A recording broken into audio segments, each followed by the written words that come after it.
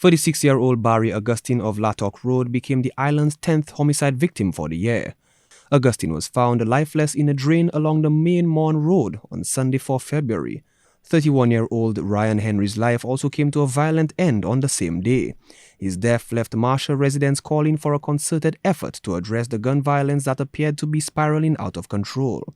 On the same day, opposition leader Alan Chastanet delivered his New Year's address and blamed the Prime Minister and Minister for National Security, Philippe Pierre, for not doing enough to address the island's crime problem. Prime Minister Philippe J. Pierre would respond to the opposition leader's criticism and turn down again an invitation to work with the opposition United Workers' Party to craft a strategy to tackle crime. The St. Lucia Medical and Dental Association, meanwhile, was publicly voicing concerns about the impact of the escalating crime on the public health sector and on medical staff. There are so many aspects of the system that are affected, and it is becoming increasingly difficult for healthcare workers to manage the ripple effects. We are talking about increases in the number of patients presenting to the emergency room, often needing to be attended by multiple persons and requiring emergency surgeries, ICU admission, blood products, prolonged hospital stays during recovery, and the list goes on. Our emergency response and ambulance service is attending to multiple trauma cases daily. All of this diverts precious time and resources from other aspects of healthcare and other persons needing to access these services. The SLMDA was also concerned about the mental health impact of the violence. In the meantime, the perpetrators and the victims of crime seem to be getting younger. A 16-year-old wound up in police custody for the stabbing death of a 24-year-old at Over the Bridge, Dennery. Later in the month, a 17-year-old would lose his life after being stabbed during an altercation. Another juvenile would be held by police in connection with his death. The killings continued unabated while politicians jostled for media airtime to blame each other and to claim to have all the answers for the country's crime predicament. Faced with an apparent increase in violent crime, especially gun-related offenses, Rise St. Lucia Inc.'s chairman Dr. Venus Sherry came down hard on local politicians for politicizing crime. Even former politicians were offering prescriptions including a return to family values and for the government to make an example of corrupt politicians and white-collar criminals. The United Workers' Party reignited calls for the Labour government to put aside political agendas and to place public safety at the top of the administration's policy agenda. While the political back and forth continued, criminals appeared to have adopted a code of collective punishment, a concept more commonly applied to ethnic or political groups. They were now imposing punishment on the families of intended targets as well. The mother of the island's 13th homicide victim understood this very well, having lost 2 sons to gun violence. Her new fear was that other family members would be targeted as well. The island's homicide toll rose to 14 when 21-year-old Darnell Alphonse was fatally shot in George V Park. That figure climbed quickly following a double homicide in Vieux Fort over the Independence holiday. At least 6 people were injured in the shooting incident. Another homicide would take place at Richford Dennery by February 26th. St. Lucia's homicide toll was at 19. That's when Yannick Charles, also known as Butter or Torrell, from Bardonney was fatally shot.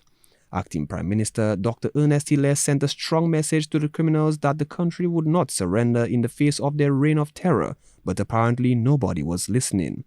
The violence that had become commonplace on local streets found its way into the school system in February, but with an unfamiliar viciousness. A chopping at the Cicero Secondary School reportedly involving students of the institution left parents calling for tighter security measures to be instituted there. Meanwhile, the National Students' Council was concerned that local schools were fast becoming a breeding ground for criminal gangs. The Ministry of Education strongly condemned the Cicero incident and all such acts of violence within educational institutions. Chief Education Officer Beverly Diodoni pleaded with parents to pay closer attention to their children's daily activities and associates. Education Minister Sean Edward repeated the ministry's commitment to providing a safe and secure learning environment for all students and staff. Sean Edwards underscored the need for a collective effort to address the problem affecting the school system, including school violence. The minister also supported the National Principals Association President, Val-Recent Helen Henry's call for a National Parent Association. The National Students' Council concerns about the increasing involvement of young people in gangs was shared by the National Youth Council. The youth organization appealed to members of the public to contribute to finding solutions. Many youth feel marginalized and overlooked with limited opportunities and support systems. Economic hardship and the high cost of living further exacerbates their struggles, pushing some towards illegal activities to survive. The breakdown of family structures, often lacking male role models and support, contributes to the vulnerability of our youth. We call on all stakeholders to prioritize efforts to strengthen family units and provide the necessary support and guidance to our young people. Another student involved, Chopin, later that month would lead Education Minister Sean Edward to call for students who broke the law to be prosecuted to the full extent of the law. Some people wanted it to go a step further and for parents to be held accountable for their children's crime. While the idea was getting support in Antigua and Barbuda, which was contemplating introducing legislation to that effect, the idea did not gain much traction locally. I don't think that we can pinpoint any one cause of these things. I think it really is a discussion. I know the Minister, Honorable Sean Edward, is having serious consultation with the schools. A lot of entities are being brought together, and I believe if we all play our part, we can contribute to curbing it altogether. At the end of the day, we are not responsible for anyone's behavior, but we can certainly ensure that the avenues are in place and the resources are in place to help gauge a child and nurture the child. So in terms of what Antigua is doing, I'm very interested in seeing how that will play out. I think it will be a very sensitive position to adopt in St. Lucia, but we'll of course look at what our neighboring territories are doing and see how best we can take something out of that. At the end of the day, children are individuals. There's only so much control, unfortunately, that parents do have. So unless there's a situation where you can prove directly that the parent was responsible. So for example, I think in the US, where recently a parent was found guilty of manslaughter in relation to actions of the child, they had created a situation which led directly to the child's actions. In that situation, I can understand the need to prosecute the parent. In other situations where it's not as easy to see exactly what the parent could have done, I find you're probably entering a very slippery slope if you start creating liability in those sort of situations. February saw no shortage of political fuss and the drama the month started with. Opposition Senator Dominic Fede doubling down on allegations of a connection between the SLP administration and the criminal elements in the country. Deputy Prime Minister Dr. Ernest Hilaire demanded an apology, but instead of issuing one, Fede sought to justify his comments by referencing a years-old statement by a former Prime Minister suggesting that corrupt politicians and government officials were facilitating crime in the country. Meanwhile, the leader of the opposition continued to put the Labour government on trial for what he saw as its mismanagement of the island's economy.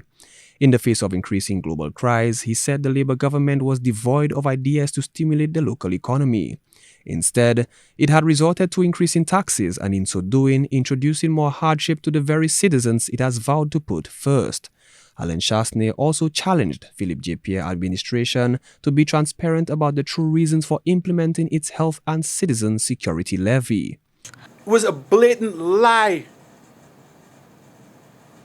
The Prime Minister fooled the people, deceived the people of this country into believing one thing when in fact it was another. And all along that this was a tax that he and his cabinet agreed to introduce in order for them to get the loan. It never had anything to do with the people. This is egregious. This is a betrayal of the trust of the people of this country. That is what this is. In response to the opposition's accusations of deception, Prime Minister Philippe Pierre sought to set the record straight on the reason behind the introduction of the 2.5% health and citizen security levy. It's a policy-based loan, so you have to have what is called prior conditions. Conditions which the last government had to do when they got their policy-based loan. It's not the first time we have policy-based loans in the country. One of the conditions is you have to enhance revenue enhancement. I want you to follow it very slowly. That loan is repayable in 40 years. It starts in 40 years. With a grace period, I think, of five years. So there is no payment on the loan for 5 years. So, first condition, you must have revenue enhancement. Revenue enhancement means you must collect more revenue. The government comes up and listen to me. We need to get revenue for health and security. So we're going to pass a 2.5 levy, which will enhance revenue, but will be used for health and security. Very simple. So the revenue is going to be enhanced, but the 2.5% is going to be used for health and security. There is no... The Tourism Development Bill tabled in February in the House of Assembly also drew quick censure from the opposition. While Tourism Minister Dr. Ernest Hilaire claimed that the legislation would be a game-changer for local tourism, opposition leader Alan Chasney said key elements were missing. There were also questions about how much power it laid on the Minister for Tourism. As we speak right now, it would appear that it's the discretion of the minister and cabinet as to what incentives people are going to get. And I think that that's very, very scary to put that level of discretionary power into one person's hands. And I think it's important enough, tourism is important enough, that details as to what qualifies and what's the level of incentives ought to be very well stipulated. Before, tourism incentive legislations that would have come to the House, various pieces, would have stated clearly what investors can get in terms of the amount of concessions that they can get. So if you're opening a Airbnb, you're opening a one-bedroom apartment, you're opening a site or an attraction, it was very clear for what's the maximum amount of years, what's the maximum percentage that you can get. The government has now given that discretion, not to the legislation, but they have now given that discretion to the Minister of Tourism, a person who is on record of saying that he's in government now and he could use his position in government to go after people who have exposed him on the Rovergate scandal. And so therefore, we believe that this is very dangerous for the administration of incentives in this country, and I would not want that level of power as a Minister of Tourism. No other Minister of Tourism has ever sought to give themselves that kind of power. According to Senator Fede, if the UWP assumed power at the next general election, one of its first orders of business would be to repeal the clause. In February, Gender and Home Affairs Minister Dr. Virginia Albert Poyott suffered a medical emergency which led to Micoud North MP and Deputy Speaker of the House of Assembly Jeremiah Norbert being charged with her ministerial responsibilities. The move would require the appointment of a new Deputy Speaker. Changes to the Constitution would allow the government to choose their replacement from within the House or outside of the House of Assembly. However, the opposition was questioning the legality of any attempt to appoint a Deputy Speaker from outside of the House of Assembly. We said he will oversee her duties for now. But Honorable Jeremiah Norbert, until he's sworn in, is not a Minister of Government. And when he's sworn in, if he's sworn in, then he's the Minister of Government. What he said is that he'll just overlook her responsibilities, but he's not yet a Minister of Government. In the interim, Norbert would be appointed as Minister for Crime Prevention and Persons with Disabilities. That decision, too, would be attacked by the opposition. Opposition senators would also stage a walkout during debate on the Tourism Development Bill, accusing the government's side of not allowing constructive exchange of views on the bill in an attempt to silence the opposition.